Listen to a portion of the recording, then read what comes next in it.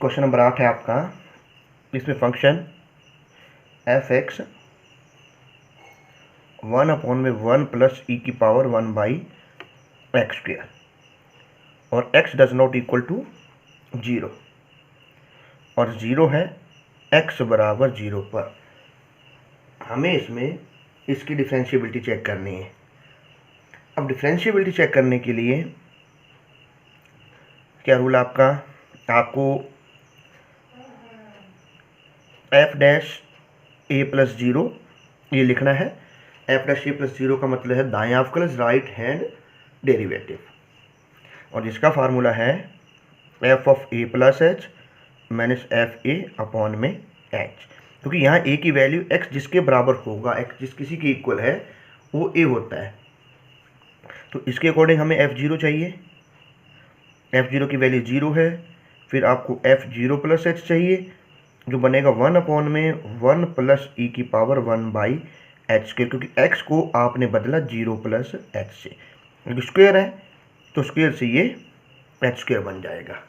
ऐसे f of 0 minus h चाहिए, जो भी आपका ये सेम रहेगा, क्योंकि 0 माइनस h और माइनस h का स्क्वायर प्लस h हो जाएगा। तो अब आपके पास 0 प्लस h की वैल्यू जो बनी ये है 1/1 प्लस ई की पावर 1/h², f0 की 0 अपॉन में h। अब आपको यहाँ से इसे कैलकुलेट करना है। अब कैसे कैलकुलेट करोगे आप इसमें आपको कुछ रिजल्ट्स हैं बेसिक्स जो फिर से ध्यान रखने हैं। भाई ई की पावर 0 1 होता है, ई की पावर इन्फिनिटी को इन्फिनिटी लेते हैं और ई की पावर माइनस इन्फिनिटी की वैल्यू 0 होती है। तो अब हमने इसमें ये चेक करना है 0.0 ना हो, क्योंकि 0.0 तो बन ही नहीं सकता क्योंकि ऊपर 1 है। अगर हम यहाँ से h को ऊपर ले जाते हैं तो ये 0.0 बन सकता है, क्योंकि देखो आपके पास 2/3 अपॉन में 5 है, तो ये तो टर्म आपकी 2/3 की तरह लग रही है। तो ये कैसे लिखी जाती है, ये 3 × 5 करके 2/15 बनता है। तो ऐसे हम इसमें लिख सकते हैं 1 में ये h कर रहा है इससे मल्टीप्लाई। अब यहाँ हम 0 रख रहे हैं, यहाँ हमने क्या रखा 1/0, और 1/0 जो होगा ये तो 0 बना, 1 प्लस ई की पावर इन्फिनिटी बन जाएगा, ये हो जाएगा 0 × इन्फिनिटी। यानी कि आपका राइट हैंड डेरिवेटिव जो है वो एग्जिस्ट नहीं कर रहा, ये भी आपकी एक इनडिटर्मिनेट फॉर्म है। तो आपने लिखा because right hand derivative does not exist, therefore function is not differentiable eight x = 0। भले ही देखो इनडिटर्मिनेट फॉर्म जो वो नहीं चलती है, जब आप राइट हैंड डेरिवेटिव निकालोगे तो आपके पास ये बन गया, जब आप लेफ्ट निकालोगे यहाँ माइनस का h आएगा, ये वाली टर्म आपकी एज इट इज रह जाएगी, तो यहाँ माइनस का साइन आ गया, उसके बाद भी ये इनडिटर्मिनेट फॉर्म ही है। इसलिए इनडिटर्मिनेट फॉर्म में हमें लेफ्ट हैंड डेरिवेटिव फाइंड करने की ज़रूरत नहीं है। अब आपका क्वेश्चन नंबर 9, जिसमें आपका एफ एक्स है mod x/x and x does not equal to 0 और 0 x बराबर 0 पर हमें इसकी कंटिन्यूटी ना डिफरेंशिएबिलिटी चेक करनी है। और डिफरेंशिएबिलिटी चेक करने के लिए फिर दोबारा से वही आप अपना रूल लगाओगे। आपका जो रूल है ये है आपका राइट हैंड डेरिवेटिव, जिसे आप लिखते हो f dash 0 plus 0 limit s tends to 0, फिर f of a plus h minus f a upon में h जो लिखा जाता है।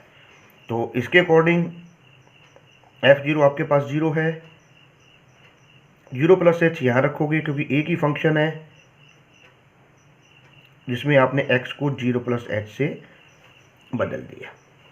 उसके बाद f0 minus h left hand derivative के लिए हमें इसकी ज़रूरत है, ये मॉड में था, मॉड के कारण ये प्लस हो गया अपॉन में माइनस का h। तो अब ये जो टर्म है ये प्लस एच बनी अपॉन में एच, ये आ गया 1, ये बना माइनस का 1। अब इनकी वैल्यूज़ को आप इनमें यहाँ रख दो।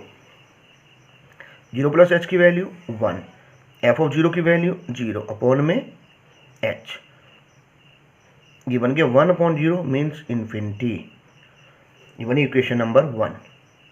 ऐसे f dash 0 minus 0, limit h tends to 0, f of 0 minus h minus f 0 upon में माइनस का एच। 0 माइनस एच की वैल्यू -1, ये माइनस का 0 अपॉन में माइनस एच, ये भी limit h tends to 0, minus minus plus हो गए, जो बना 1 upon 0 which are equal to infinity. और देखो फ्रॉम 1 टू वैल्यू दोनों की सेम आ रही है, वैल्यूज़ क्या है, दोनों की सेम है, दोनों इनफाइनाइट को बता रहे हैं, लेकिन इनफाइनाइट इस क्वेश्चन का सोल्यूशन नहीं हो सकता। तो ऐसे उसमें हमें क्या लिखना है, फंक्शन इज नॉट डिफरेंशिएबल, फलन आपका अवकलनीय नहीं है। जबकि आप ये देख रहे हो कि राइट की भी वैल्यू इन्फिनिटी है, लेफ्ट की वैल्यू इन्फिनिटी, वैल्यू भले इक्वल आ रही है, बट इनमें इनफाइनाइट नहीं बन सकता, हमें इनमें कोई रियल नंबर ही लेना होता है। तो आपने लिखा because right hand derivative and left hand derivative does not exist, therefore function is not differentiable। क्योंकि दायां अवकलज और बायां अवकलज ये एग्जिस्ट नहीं कर रहे हैं, ये विद्यमान नहीं है, इसलिए आपका फलन अवकलनीय नहीं है। विद्यमान नहीं का मतलब कि दायां अवकलज और बायां अवकलज का जो मान है वो एक रियल नंबर, परिमित संख्या नहीं है, इस वजह से ये अवकलनीय नहीं है। तो ये बात आपको ध्यान रखनी है कि जहाँ फंक्शन आपका इनफाइनाइट बने, इनडिटर्मिनेट फॉर्म बने, इनडिटर्मिनेट बन रहा है तो उसे आपने बचाना है। इनफाइनाइट बन सकता है रियल चांस में, लेकिन इनफाइनाइट की कंडीशन में फंक्शन ना तो डिफरेंशिएबल है ना वो कंटिन्यूअस है। आपका नेक्स्ट क्वेश्चन है क्वेश्चन नंबर 10, जिसमें एफ एक्स है 1 plus sine x, 0 less than equal to x less than pi by 2, 2 plus x minus pi by 2 का whole square, x greater than equal to pi by 2। तो इसमें जो x की values है वो आपके पास ए जो है पाई बाई 2 है। तो इसका सोल्यूशन में आपको राइट हैंड डेरिवेटिव फाइंड करना है, और राइट हैंड डेरिवेटिव जो है वो है एफ डैश ए प्लस 0, जिसका फार्मूला है F of A plus H minus f a upon में एच। और जो आपका लेफ्ट हैंड डेरिवेटिव है वो यहाँ ए माइनस एच आ जाएगा और यहाँ पर माइनस का एच होगा, इतना फ़र्क है। तो इसके अकॉर्डिंग अब आप वैल्यूज़ को फाइंड करो। F of pi by 2 A plus 0 find करोगे और ए माइनस 0 फाइंड करोगे। तो एफ ऑफ पाई बाई 2 यहाँ इक्वल टू का सिंबल है, इसका मतलब आपने यहाँ एक्स को पाई बाई 2 से चेंज किया, ये 0 बन गया, ये 2 आ गया। पाई बाई 2 प्लस एच, आप यहाँ पर एक्स को बदलोगे, पाई बाई 2 प्लस एच से आपने इसे बदला। क्योंकि राइट हैंड लिमिट के लिए लिया जाता है फंक्शन, ग्रेटर देन वाले फंक्शन में हम काम करते हैं, ये दोनों कैंसिल हो गए, ये बना 2 plus h square. Left hand derivative 1 plus sign 90 minus x, ये बन गया 1 प्लस कोस एच। अब इनकी वैल्यूज को आप इसमें यहाँ रख दो। पाई बाई 2 प्लस एच की value 2 plus h square, f o pi by 2 की वैल्यू 2 अपॉन में एच, 2 से 2 कैंसिल, इस एच से एच कैंसिल, ये बन गया 0, एक फाइनाइट नंबर है। ऐसे अब आपका लेफ्ट हैंड डेरिवेटिव जो होगा F of A minus h minus F of A upon में माइनस का एच। यहाँ पर अब आपने वैल्यूज रखनी है F of pi by 2 minus H, तो इसकी वैल्यूज आपके पास बनी, हमने ऊपर एक छोटी सी मिस्टेक कर दी थी, पाई बाई 2 प्लस एच लिखना था, जहां हमने गलती से 0 लिख दिया,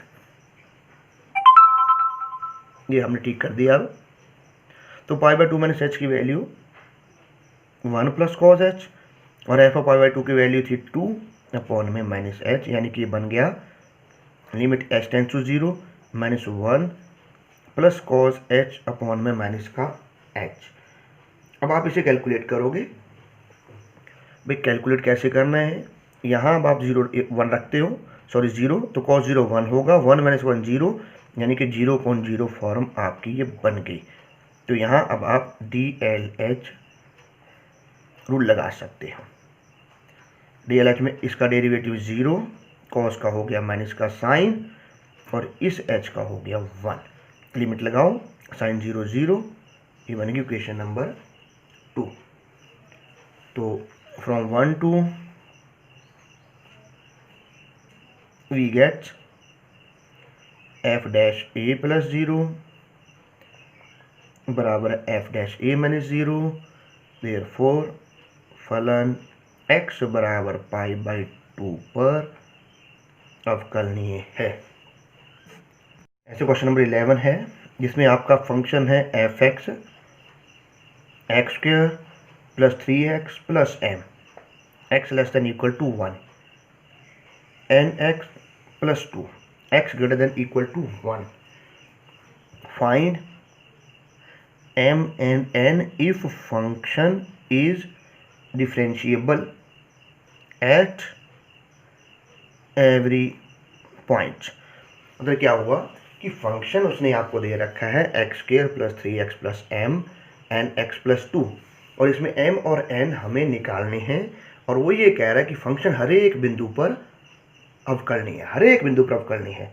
इसका मतलब क्या होगा, जब ये हर एक बिंदु पर आपका अवकलनीय है, डिफरेंशिएबल है हर पॉइंट पर, तो राइट हैंड डेरिवेटिव और लेफ्ट हैंड डेरिवेटिव आपके दोनों इक्वल बन रहे हैं। तो आपने दोनों में राइट हैंड डेरिवेटिव और लेफ्ट हैंड डेरिवेटिव फाइंड करने हैं, जैसे पिछले क्वेश्चन में करके आ रहे हो, और फिर वहाँ से जो इक्वेशन बन रही है उनमें से m और n की वैल्यूज को आपने फाइंड करना है। तो इस क्वेश्चन में हमें ये काम करना है। तो कैसे करोगे, अब आप फार्मूला आपको पता है, x की वैल्यू a है, x a यानी कि 1 है यहाँ पर, तो आपने f1 फाइंड कर लिया, फिर f1 + h फाइंड कर लिया, और 1 - h ये निकाला। तो f1 यहाँ इक्वल टू का सिंबल है, यहाँ पर रखोगे 1 + 3 + m, जो बन गया 4 + m, और 1 + h यहाँ से निकालोगे, जिसमें आपने x को 1 + h से बदलना है। ये हो गया n + nh प्लस में 2, और 1 - h इस फंक्शन से निकलेगा 1 - h² प्लस में 3 × 1 - h प्लस में m, ये हुआ a² + b² - 2ab प्लस में m, 3 और 1 4 प्लस में h² माइनस में 2h और प्लस में m, ये आपका इसमें बन गया। इसमें ये वाला 3 आपका छूट गया, यानी कि 3 और 2 ये बनेगा 5h। देखो 3 और 1 4, ये h² है, 3 और 2 5, ये प्लस में m। अब आप इसका अब आपका ये f डैश 1 + 0 जो है आपका राइट हैंड डेरिवेटिव, इसका formula f(a + h - f(a) upon में h। अब इनके अनुसार वैल्यूज को रखो। 1 + h की वैल्यू थी n + nh + 2, और माइनस में f1 की वैल्यू 4 + m अपॉन में h। अब आपके पास यहाँ आपने लिमिट लगाना है। अब देखो लिमिट जब लगाओगे, क्योंकि नीचे h है, तो ये वाली टर्म जो है वो आपकी इनफाइनाइट बन जाती है, और इनफाइनाइट आपको बताया गया है कि फंक्शन उस कंडीशन में डिफरेंशिएबल नहीं होगा। तो ऐसे उसमें हमने क्या करना है, पहले इसे सॉल्व करते हैं। देखो ये n, यहाँ से 2 - 4 - 2 माइनस का m प्लस में ये वाला n h, ये n h है, देखो h इन सबको डिवाइड कर रहा है ना, ये n आ गया, ये वाले 2 बन गए, ये वाले 4, 2 - 4 - 2 लिख दिए, इसने से गुणा करी माइनस का m बना, ये n h है, अपॉन में h आ रहा है, तो हम क्या कर रहे हैं, इन्हें h से डिवाइड कर रहे हैं। ये हो गया आपका राइट हैंड डेरिवेटिव। क्योंकि अगर हमें कंपेयर करने की ज़रूरत पड़ती है तो हम कंपेयर करके यहाँ पर वैल्यूज़ को निकाल सकते हैं। ऐसे आपका लेफ्ट हैंड लिमिट इस लेफ्ट हैंड लिमिट में formula F of A minus h minus f a upon में माइनस का एच। इनकी वैल्यूज को रखो। एफ ऑफ 1 माइनस एच की value 4 plus H square minus में 5h प्लस में m और माइनस में एफ ए जो है 4 प्लस m अपॉन में माइनस का h। ये 4 कैंसिल हो गए, ये m और m कैंसिल हो गए। आपके पास बचा H square minus 5h upon में माइनस का h। आप क्या करो, यहाँ से h को कॉमन निकाल लो। ये h और h कैंसिल हो गए, ये बना 0, माइनस माइनस हो गए प्लस, यानी कि लेफ्ट हैंड डेरिवेटिव आपका आ गया 5। अब आपने यहाँ रीजन लिखना है, because function is differentiable therefore f dash 1 plus 0 equal to f dash 1 minus 0, क्योंकि फलन अवकलनीय है। हिंदी मीडियम में ये लिखना, फलन अवकलनीय है अतः। अब एफ डैश 1 प्लस 0 की वैल्यू तो थी आपके पास, limit h tends to 0 n minus 2 minus m upon में h और प्लस में n, और इसकी वैल्यूज आ गई 5। तो इसको हम ऐसा लिख सकते हैं, क्योंकि 0 अपॉन h मतलब 0 होगा। यहाँ देख लेना कि ऐसा क्यों लिखा गया, 0 अपॉन h 0, या लिमिट नहीं लगा रहे हम, क्योंकि लिमिट लगता है तो 0.0 बनता है। अब 0 प्लस 5 ये 5 हो गया, ऐसा हम इसलिए कर रहे हैं ताकि हम दोनों साइड कंपेयर कर सके। तो कंपेयर करने पर ये जो n है ये आपका आ गया 5, और ये वाली जो टर्म है इसकी वैल्यूज बन गई 0। क्यों आया ये आया 1/h के गुणांक से बाई कोफिशिएंट्स ऑफ 1/h। इसे हमें लिखने की जरूरत नहीं है, तो n की वैल्यू आप यहाँ 5 लिख दो। इसका मतलब m आपके पास यहाँ से 3 आ गया, देयरफॉर m 3 और n 5। ये आपका आंसर। एक आपका छोटा सा टॉपिक था अवकलनता, डिफरेंशिएबिलिटी और कंटिन्यूटी, जिसमें से आपका 2 नंबर का क्वेश्चन बनता है, लेकिन इस बार एग्जाम में 6 नंबर का क्वेश्चन यहाँ से आ गया था। इस टॉपिक को अच्छे से तैयार करना।